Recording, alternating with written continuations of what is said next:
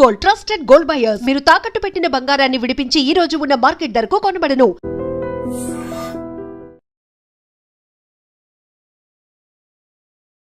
Hi hello నమస్తే, welcome to iDream. నేను మీ శ్రావ్య. మనతో పాటు ఇప్పుడు GTA founder and chairman Vishweshwar Reddy గారు ఉన్నారు. నమస్తే సార్.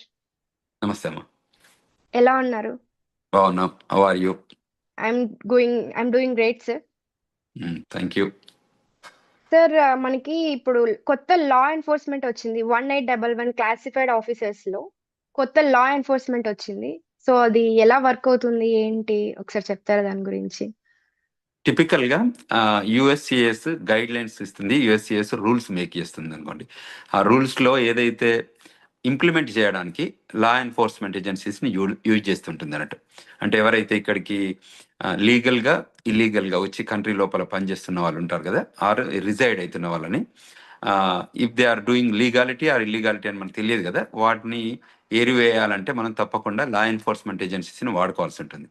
ఇంతకుముందు ఐస్ ఉండేది, ఇమిగ్రేషన్ కస్టమ్ ఎన్ఫోర్స్మెంట్, అంటే ఇప్పుడు కూడా ఉంది, బట్ ఐస్ కానివ్వండి మిగతా డిపార్ట్మెంట్స్ ఏదైనా ఉంటే వాళ్ళు పంపిస్తారు ఏజెంట్లు. దాని బదులు ఇంకా in addition to that they are using 1811 agents, special agents అనుకోండి. సో వీళ్ళు ఏంటంటే వీళ్ళు కూడా గ్రౌండ్ లో ఎక్కడెక్కడైతే ఇమిగ్రేషన్ రూల్స్ ని వయలేట్ చేస్తారో, whether it is legal or illegal గా వచ్చి కంట్రీ లోపలికి వచ్చి ఓవర్ స్టే చేయడం కానీ అటువంటి ఏదైనా జరిగితే ఈ ఆఫీసర్స్ సైట్ ఆడిట్కి వెళ్తే లేకపోతే ఇన్స్పెక్షన్కి వెళ్తే అది ఎక్కడికైనా వెళ్ళొచ్చు. ఇప్పుడున్న కొత్త రూల్ ప్రకారం ఏంటంటే వాళ్ళు they can visit anywhere and they can find the people if they are there, then they will do proceedings. అంటే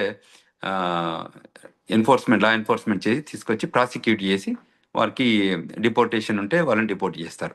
సో ఇది టిపికల్గా న్యూ యాక్ట్ జరుగుతుంది. సో అది ఎక్కువ అంటే మోర్ ఇంప్లిమెంటేషన్ చేయడానికి ట్రంప్ అడ్మినిస్ట్రేషన్ 2.0లో చాలా బ్రహ్మాండంగా ఎఫర్ట్ పెడుతున్నారు. సో ఎవ్రీ సెక్టర్లో కూడా, ఇప్పుడు మేము వాషింగ్టన్ డీసీలో ఉంటాం, వాషింగ్టన్ డీసీలో కూడా ఇప్పుడు ఫెడరల్ ఏజెంట్స్ కానీ సెక్యూరిటీ కానీ బాగా బీపప్ చేశారు. సో ఇక్కడ కూడా చాలా జరుగుతున్నాయి ఈవెంట్స్. ఎక్కడైనా ఇల్లీగల్ ఏలియన్స్ ఎవరైనా గోడ దునికి రావడం కానీ ఇంకా వేరే ఏ నామ్స్తో వచ్చినా కూడా టన్నల్ నుంచి రావడం కానీ, మెక్సికో బౌండరీస్ బార్డర్స్ ఉంటాయి కదా, ఆర్ కెనడా బార్డర్స్ నుంచి, ఎందుకంటే ల్యాండ్ బార్డర్స్ ఈ రెండు కంట్రీస్కే ఉన్నాయి మేజర్గా పెద్దగా. So land distance wise, so వీటి నుంచి లోపలికి డిఫరెంట్ నామ్స్ ఆఫ్ ట్రాన్స్పోర్టేషన్ ద్వారా వస్తారు. సో వచ్చి ఇక్కడే సెటిల్ అయితే వాళ్ళు ఉంటారు, కొందరు వాకింగ్ నుంచి రావచ్చు, ఎందుకంటే ఇది it's only wall bearing both countries. Border లాగా ఉంటుంది, ఒక వాల్ గోడ కట్టారు. సో సమ్ ప్లేస్లలో ఫెన్స్ ఉంటుంది. సో వాటిని కూడా అక్కడక్కడ బ్రేక్ చేసుకొని కానీ లేకపోతే టన్నల్ రూపకంగా కానీ కింద టన్నల్ చేసుకుంటుంటారు వీళ్ళు. తర్వాత వాల్ని జంప్ అవుతుంటారు. అంటే చాలా లాంగ్ బార్డర్ ఉంటుంది అన్నట్టు. అందులో సమ్ టైమ్స్ పోలీస్ ఆఫీసర్స్ లేని ప్లేసెస్ ఉంటాయి కదా, అక్కడ వాళ్ళు జంప్ కావడానికి ఆస్కారం ఉంటుంది. అట్లా వచ్చిన వాళ్ళందరినీ ఇప్పుడు ఈ ఆఫీసర్స్కి నవ్ దే ఆర్ డూయింగ్ చాలా థరో ఇన్వెస్టిగేషన్ చేసి ఇన్స్పెక్షన్ చేసి పట్టుకొని వాళ్ళని డిపోర్ట్ చేయడం. ఎండ్ గోల్ ఏంటంటే దీన్ని డిపోర్ట్ చేయడం.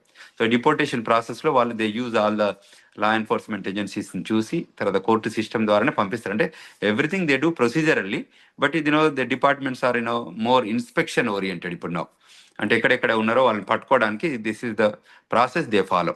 So and they are hired more people అన్నట్టు టు డూ ది యాక్టివిటీ. ఈ యాక్టివిటీ చేయడానికి ఆఫీసర్స్ కావాలి కదా, ఆ ఉద్దేశంతో దీన్ని రిక్రూట్మెంట్ జరగడం జరిగింది. ఓకే, దీనికి ఎలా వర్క్ అవుతుంది అంటారు సార్?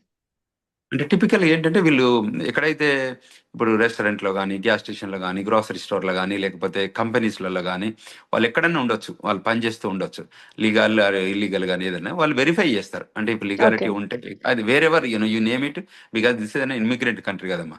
ఇక్కడ ఏ డిపార్ట్మెంట్లో కూడా ఎక్కడ ఏం పని చేసినా కూడా అవి రెస్ట్రిక్షన్స్ ఏమన్నా ఉంటాయా సార్ దీనికి? రెస్ట్రిక్షన్స్ ఏముండవు, ఎవరున్నా కూడా పట్టుకోవడమే అంతే. వాటిని తప్పకుండా ఐడెంటిఫై చేస్తారు, వెరిఫై చేస్తారు. అంటే డాక్యుమెంటెడ్ వర్కర్స్ అంటారు ఇక్కడ. టిపికల్ గా ఏంటంటే ఎవరైనా కూడా నాన్ ఇమిగ్రెంట్ ఏలియన్స్ అందరూ they have to hold the documentation. వాళ్ళ ఇమిగ్రేషన్ స్టేటస్ కి చూపించే డాక్యుమెంటేషన్ చూపియాలి. అడిగితే ఒక ఫెడరల్ ఆఫీసర్ వచ్చి can you please show your immigration status అంటే తప్పకుండా ఆ స్టేటస్ ని చూపియాలి.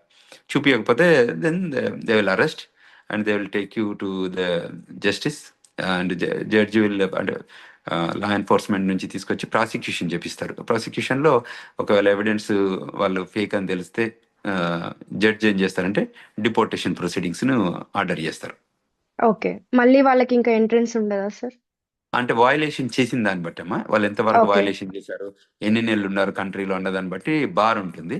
వాళ్ళు ఓకే. 6 మంత్స్ బారా, 6 మంత్ ఎంతవరకు ఉన్నారు, 6 మంత్స్ తర్వాత ఉన్నారా, 1 ఇయర్ తర్వాత ఉన్నారా అని చూస్తే 5 ఇయర్స్ బారా, 10 ఇయర్స్ బారా వాళ్ళకి అంటే depends on okay. The size. Depends on their violation అనుకోవచ్చు. కరెక్ట్. సో అప్పుడు బార్ ఓకే. చేస్తారు. అంత ఓకే. ప్రొసీజరల్ గా, అంటే ఇట్ ఇస్ లిటరలీ ప్రొసీజరల్ గా, అంటే నాట్ ఇంటెన్షనల్ గా అరే వీళ్ళని చేయాలి వాళ్ళని చేయాలని లేదు. ఎవరు మిస్టేక్స్ చేసినా, ఎవరు వయలేట్ చేసినా they have to be bound to the law of the land. Okay. Okay sir. Thank you so much sir. Thank you.